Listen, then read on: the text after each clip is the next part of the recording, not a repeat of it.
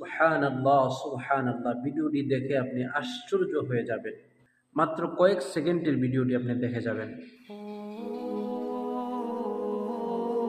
আল্লাহু আকবার, আল্লাহু আকবার, আল্লাহু আকবার, আল্লাহু আকবার।